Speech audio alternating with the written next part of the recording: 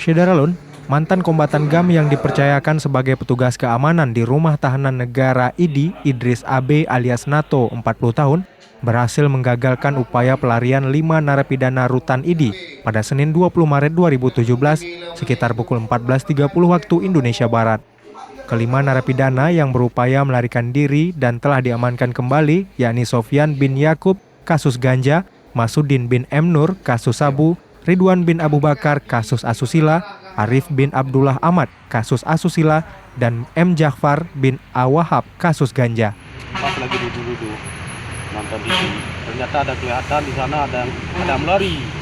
Terus dikatakan sama petugas dalam, oh ada lari. Nah, begitu saya bergerak langsung arahkan ke pintu, saya suruh buka kunci. Begitu saya buka kunci, udah petugas keluar, pencar semua. Pokoknya orang itu jangan sempat turun dari atasnya. Udah, itu terus kami keluar semua. Begitu saya mendengar suara injak, seng kan bersuara. Ya. Atap itu bersuara. Oh di arah ini. Nah, udah teriak balik. Makanya kami tinggal nunggu di bawah. Orang itu masih di atas semua. Nah, begitu nunggu sampai saya kemari, sebelah saya tunggu orang itu kelihatan. Walaupun kelihatan orang itu tetap melarikan, langsung loncat kemari jatuh. Yang satu pertama atas nama si Wan Kanon panggilannya. Ya. Nah, terus yang kedua dia udah jatuh patah tangan dan bocor kepala. Terus satu lagi datang di belakang dia. Dia loncat dari pohon itu, gulung-gulung dengan pohon itu patah cabangnya itu jatuh. Ya. Habis jatuh bangun dia mau lari lagi, tangkap sama petugas di ujung sana itu. Berarti nggak ada yang sempat kabur bang ya? Ketangkap semua ya?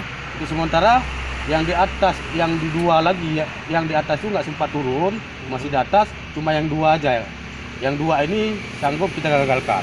Nah, sanggup kita tangkap kembali, sekarang sudah ada di dalam.